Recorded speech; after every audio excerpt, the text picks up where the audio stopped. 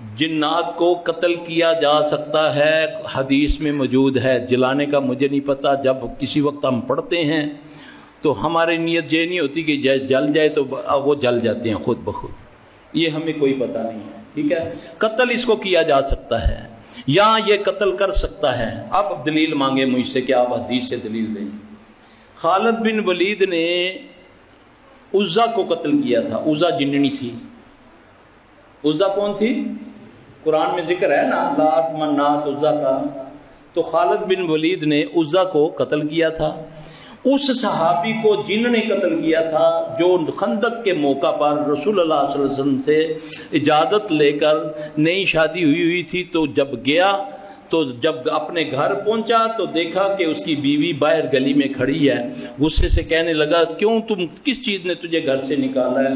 کہتی مجھ پر غصہ نہ کرو، اندر دیکھو کیا ہے۔ جب اس نے اندر دیکھا تو اس کے بستر کے اوپر ایک سانپ بیٹھا ہوا تھا۔ صحابی کہتا ہے کہ یہ نہیں پتا چلا کہ پہلے وہ صحابی مرا یا وہ سانپ مرا۔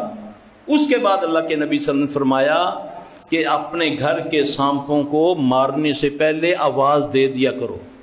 جب گھر میں سانپ دیکھو تو پہلے آواز دے دیا کرو کہ اگر تم ہم میں سے نہیں ہو تو یہاں سے چلے جاؤ، ورنہ ہم تمہیں قتل کر دیں گے۔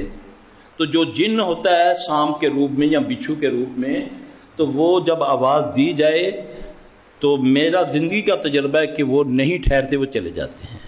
اگر 3 بار کہنے سے وہ پھر بھی نظر آتا ہے تو وہ پھر اوریجنل سانپ ہے، پھر اس کو مار دو۔ راستے کا سانپ اگر تمہارا راستہ چھوڑ دیتا ہے تو پھر اس کے پیچھے مت جاؤ، مت مارو اس کو چھوڑ دو۔